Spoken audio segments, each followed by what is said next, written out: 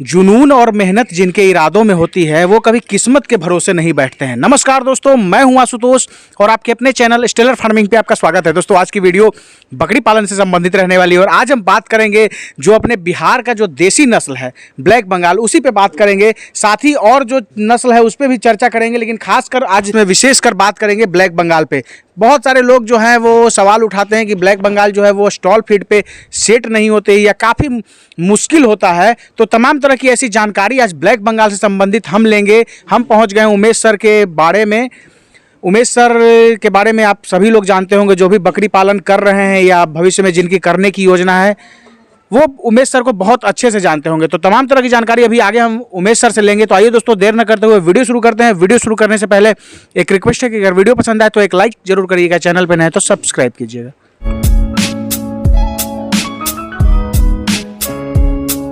Sir, हमारे channel पे आपका स्वागत है। आपका भी स्वागत है, मेरे बाड़े में आपका वेलकम है। और सभी दर्शकों को मेरा हाथ जोड़ के प्रणाम, जो बकरी पालक हैं या फिर शौकीन बकरी पालन का वीडियो देखने का है या फिर इससे कुछ सीखना चाहते हैं, सभी का स्वागत है आपके चैनल पे। सबसे पहले हम ब्लैक बंगाल जो अपना देसी नस्ल है और काफ़ी संख्या में भी आपके पास है, सर ब्लैक बंगाल के बारे में सबसे पहले जो लोग हैं वो कहते हैं कि जो है वो स्टॉल फीड पे सेट नहीं होती है। आपके यहाँ एकदम पूर्णतः जो है वो स्टॉल फीड पे सेट है, इसके बारे में बताइए। पहली बात तो आप कह रहे हैं कि बहुत संख्या में बकरियों को हम ब्लैक बंगाल को देख रहे हैं, उसके बारे में बता दें। संख्या में तो पहले से भी इतना थी, लेकिन सभी के साथ मैं रखता था तो पता नहीं चल रहा था कि कोई बर्बरी के बीच में मिल के रहती थी, क्योंकि क्रॉस ब्रीड भी मेरे पास बहुत सारा है। तो मैंने अब इसको अलग कर दिया है, ब्लैक बंगाल का एक डिपार्टमेंट ही अलग कर दिया है, इसलिए इकट्ठे इतना लग रही है। तो ऐसा कुछ नहीं है, कोई भी नस्ल ये ऊपर से संविधान में उसको लिखा नहीं है वो है कि इसको स्टॉल फीड पे नहीं रखा जा सकता, ये सिर्फ चराई के लिए बनी है। ऐसा बहुत लोग कहते हैं कि ब्लैक बंगाल चराई के लिए, ऐसा कुछ नहीं है। चराई के लिए तो सभी जानवर है, चाहे वो बारबरी हो, सिरोही हो, जो भी नस्ल है सब चराई के लिए ही है। लेकिन स्टॉल फीड पे हम रख रहे हैं ना, उस तरीक़ा से ब्लैक बंगाल को भी स्टॉल फीड पे रखना मुश्किल नहीं है। जो सभी बकरियों को जिस तरीक़ा से तरीके हैं उस तरीके से ब्लैक बंगाल को भी रखा जा सकता है। कुछ कमियाँ और खामियां सभी नस्लों में है, तो इसमें भी कुछ अच्छाई है कुछ बुराई है। लेकिन स्टॉल फीड वाला जहाँ तक सवाल है कि स्टॉल फीड पे नहीं रह सकती, मिथ्या है। स्टॉल फीड पे बकरी बिल्कुल ब्लैक बंगाल रह सकती है। और बोलना क्या है, आप तो सामने देख रहे हैं जी। सर, जैसे अगर बात करें कि अभी आप ब्लैक बंगाल भी आपके पास है, उधर बड़बड़ी भी है, तो दोनों में सर अंतर क्या होता है? देखिए, बाकी लोग क्या बोलते हैं ना बोलते हैं, बहुत तरह के बात आता है यूट्यूब पर सीखने से ज़्यादा मज़े लेने के चक्कर में लोग रहते हैं। मैं गौट्री में इतना दिन पढ़ाई करके यहाँ तक आया, मुझे लोग जानते हैं। तो ये बात से झुठलाया नहीं जा सकता कि ब्लैक बंगाल से बेटर कोई ब्रीड हो ही नहीं सकता। मटन पर्पस, हर चीज़ का एक पर्पस है। हम लोग जब क्लास लेते हैं तो समझाते हैं कि मटन पर्पस, लेकिन mutton purpose black Bengal much better है। बर्बरी भी ठीक है, लेकिन मटन में ब्लैक बंगाल का कोई तोड़ नहीं है। पूरे जहाँ तक मेरे कुछ स्टूडेंट विदेश में हैं, आप नहीं मानेंगे, शायद कमेंट करें आप लोग जी, जो विदेश में जिनको मैंने ऑनलाइन पढ़ाया है उस वीडियो पर कमेंट करें कि मैं झूठ नहीं बोल रहा हूँ। मेरे स्टूडेंट विदेश में भी हैं जो मेरा वीडियो देख रहे होंगे, जरूर कमेंट करेंगे। सऊदी अरब में, दोहा, कतर में, तो ऐसे हैं। तो वहाँ वो लोग बोलते हैं मुझे कि सर यहाँ हम मटन लाने जाते हैं तो पैकिंग में मटन होता है, तो ब्लैक बंगाल का रेट ज़्यादा होता है और मटनों की अपेक्षा ब्लैक बंगाल का मटन का रेट ज़्यादा होता है। तो ब्लैक बंगाल का वैल्यू बहुत ज़्यादा है मटन के पर्पस, ये मैं मानता हूँ। अंतर यहाँ ये हो जाता है कि ब्लैक बंगाल को ये नहीं झुठलाया जा सकता, जिसमें अच्छाई है उसमें बुराई है। तो बुराई ये है कि कोई कितना भी बोल ले, लेकिन हमने पढ़ा है और हमने प्रैक्टिकल भी किया है। कहा बात नहीं है, मैंने पढ़ाई पर भी भरोसा किया, प्रैक्टिकल पर भी किया। तो ब्लैक बंगाल 24 घंटे में 1 लीटर दूध देने की क्षमता रखती है और बारबरी 24 घंटे में 2 लीटर दूध देने की क्षमता रखती है। तो दूध का इसका कैपेसिटी कम है और बच्चे देने का क्षमता ज़्यादा है। 3 से 4 बच्चे, कहीं कहीं अपवाद में 5 बच्चे भी देती है। तो बच्चे को उतना हो नहीं पाता, वो माँ के दूध से पेट भर नहीं पाता, तो बच्चे को कुपोषित हो जाते हैं, कमज़ोर हो जाते हैं और ग्रोथ नहीं करते। तो मैं पहले भी बोला था कि विटामिन बी कम्प्लेक्स भी मिलना बहुत ज़रूरी है, तो दूध भी तो भरपेट मिलना ज़रूरी है। तो अगर ब्लैक बंगाल आप फार्मिंग कर रहे हैं, सपोर्ट में कुछ आपके बकरियाँ बाड़े में सिरोही बकरी है, जमुना पारी है या बारबरी है, या फिर आप गाय रखे हैं, तो उसका दूध अगर ब्लैक बंगाल को बच्चे को पिला पाते हैं तो फिर आपका कोई दिक्कत ब्लैक बंगाल में नहीं होगा। दिक्कत है कि बच्चे कुपोषित हो जाते हैं, ये इसमें कमी है, क्योंकि बच्चे ज़्यादा देती है और दूध इसका कम है। कोई कितना भी दावा ठोक ले, पढ़ाई से आगे कोई तो है नहीं। बिल्कुल। तो पढ़ाई बस यही कहता है कि 1 लीटर 24 घंटा में दूध। कोई बोलता है कि मेरे पास आके आइए दिखाता हूँ 5 लीटर, तो ये मानने वाली बात नहीं है, क्योंकि एक बकचोदी करना और एक सच्चाई का सामना करना, दोनों में अंतर है आशुतोष जी। ये थोड़ा मैं गलत शब्द का इस्तेमाल इसलिए कर रहा हूँ कि करना पड़ता है। हम लोग लेक्चरर हैं, लेक्चर देते हैं, तो सब बातों का इस्तेमाल करना पड़ता है ताकि लोग बातों को समझें, क्योंकि बहुत बार सीधा उंगली से घी तो निकलता नहीं। तो इस तरीक़ा से इसका कोई भी कर ले, कितना भी शानदार बकरी आप तैयार कर लें, 1 किलो से दूध 24 घंटा में ज़्यादा नहीं है, लेकिन मांस के मैटर में सबसे बढ़िया है। तो इसका बच्चा जब जन्म ले तो अदर बकरियों से दूध करके मेंटेन इसका बच्चा को अच्छा से पालन कर लें, तो इससे ज़्यादा कमाने वाली कोई बकरी नहीं है जिससे ज़्यादा कमाई आपको दे सकती है, क्योंकि ये अपना देसी है, यहाँ के मौसम में ढालने में इसको आसान, बच्चे ज़्यादा देने का ज़्यादा क्षमता, मोटिलिटी बहुत कम, बिकने में सबसे आगे, बिकने में आसानी से, मैंने बिल्कुल कहना ही नहीं पड़ेगा। तो ये फायदा है और अंतर भी यही है, तो फायदा है और नुकसान भी है जी। मतलब कहने का मतलब सर कि अगर कोई ब्लैक बंगाल का फार्मिंग करना चाहे तो उसको सपोर्ट में जो है एक गाय जो है या कोई दूसरे नस्ल की बकरी है वो रखना पड़ेगा, ताकि जो बच्चे हों उनको दूध की कमी ना हो। हाँ, झंडा अपना गाड़ने के लिए, वर्चस्व बनाने के लिए, फार्मिंग में कमाने के लिए ये करना होगा। बाकी लोग क्या कहते हैं ना कहते हैं, मेरा पर्सनल अपना ओपिनियन है। अगर सच्चाई का सामना करेंगे तो बस यही है कि ब्लैक बंगाल सर्वोपरि है पूरे विश्व में मटन का इसका कोई, इसमें एक स्मेल अलग से होता है, इसका जो मांस का गंध है अलग से होता है, क्या स्वाद होता है कि अभी मैं बोल रहा हूं तो मुंह में पानी आ गया, ठीक है ना। तो उसमें बस बचाने के लिए आपका दूध का सपोर्ट लेना होगा। अब बाकी आप ब्लैक बंगाल में आप झंडे गाड़ देंगे, कोई तरह की दिक्कत नहीं होगा, तो ब्लैक बंगाल के फार्मिंग आप कर सकते हैं। बस कहीं से भी इसमें शिकायत है तो थोड़ा सा दूध का है, और आपको ओवर कॉन्फिडेंस में नहीं आना है। कम है दूध तो है, कोई इसको झुठला नहीं सकता। सर अब बात आती है, जैसे अगर हम बात करें ब्रीड में, तो ओरिजिनल ब्रीड या क्रॉस ब्रीड, देखिए इसमें बहुत लोगों को मैं बोलूँगा तो ये लगेगा, जो जहाँ तक वैज्ञानिकों का सजेस्ट होता है, आशुतोष जी, हम लोग को क्लास के दौरान भी कहा जाता है कि संकर प्रजाति पर आप चर्चा करें ताकि किसान बचें। बात ओरिजिनल का है, ओरिजिनल किसी अच्छा नहीं लगता।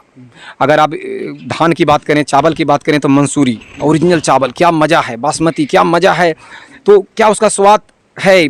पहले का देसी गोभी क्या स्वाद है, लेकिन अभी का देसी गोभी है नहीं, हाइब्रिड गोभी हो गया, कोई स्वाद नहीं है, कोई शरीर में नहीं लग रहा। लेकिन यहाँ सवाल ये आता है कि सिर्फ स्वाद और देह में लगने से तो काम नहीं चलेगा। चारे महंगे हो गए और रेट उतना में ही बिकना है सभी को। तो आप दूध चाहे देसी गाय के लें या फ्रीजियन गाय का लें, आपको 40 रुपये लीटर ही लेना है। अगर कोई 100 रुपये लीटर दूध देगा देसी का, तो आप नहीं लीजिएगा कि नहीं, दूसरा भैया दे रहा है 40 रुपये, मैं क्यों लूँ तुम्हारा 100 रुपये।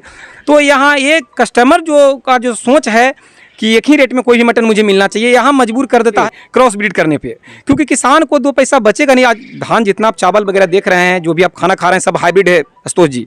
गोभी का आपको स्वाद नहीं मिलता, परवल का स्वाद नहीं मिलता, लेकिन पेट तो भर रहा है। अगर ओरिजिनल पर किया जाता ना तो गोभी आज 200 रुपये किलो मिलता, आप ले पाते? नहीं ले पाते। आप चावल नहीं खा पाते, इतना महंगा होता ओरिजिनल पर होता, क्योंकि ओरिजिनल, मैं कृषि भी पढ़ा हूँ तो मैं ये डीपली जानता हूँ कि ओरिजिनल पर हम जाएँ तो उतना यील्ड वो देता नहीं है, आउट सीजन होता नहीं है। आज गोभी देखिए, संक्रांत में, मकर संक्रांति में गोभी मुश्किल से मिलता था, आज अभी सब दिन मिलता है। सब हाइब्रिड हैं, संकर नस्लें हैं, तो कम से कम किसान जी रहा है। तो किसान के बारे में कौन सोचता है मेरे भाई? किसी ने सोचा है तक किसान के बारे में? किसान क्यों ओरिजिनल का ठेका बांध के रहे हैं?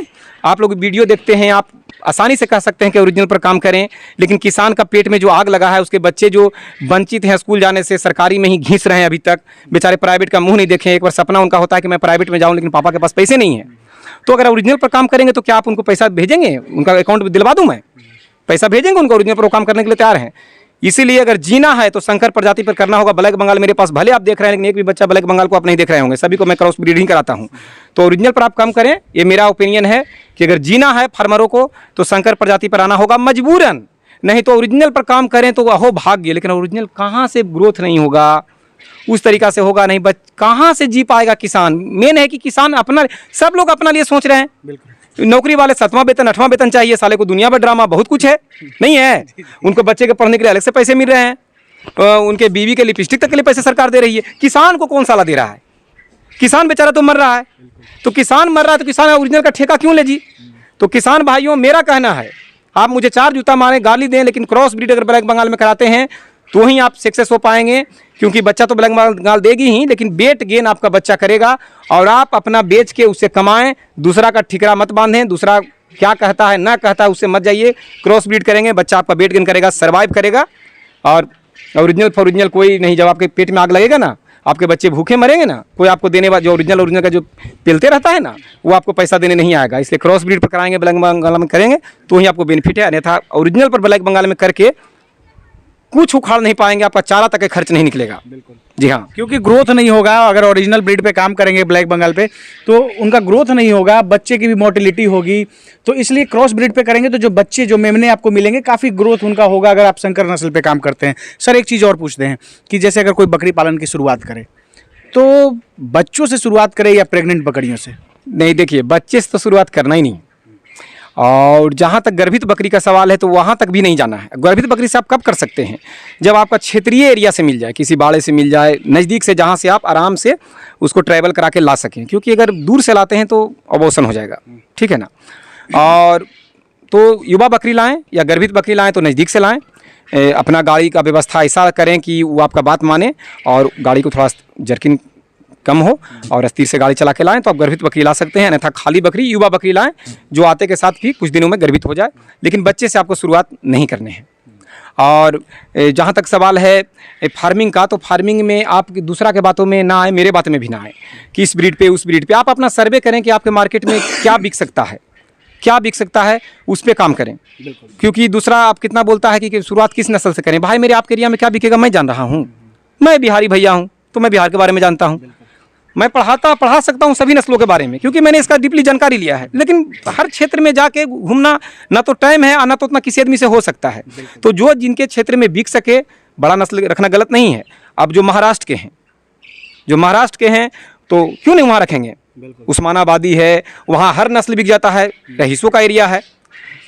ऐसे बहुत सारे उत्तर प्रदेश में भी कुछ नवाबों के एरिया में हंसा या सोजत सब बिक जाएगा।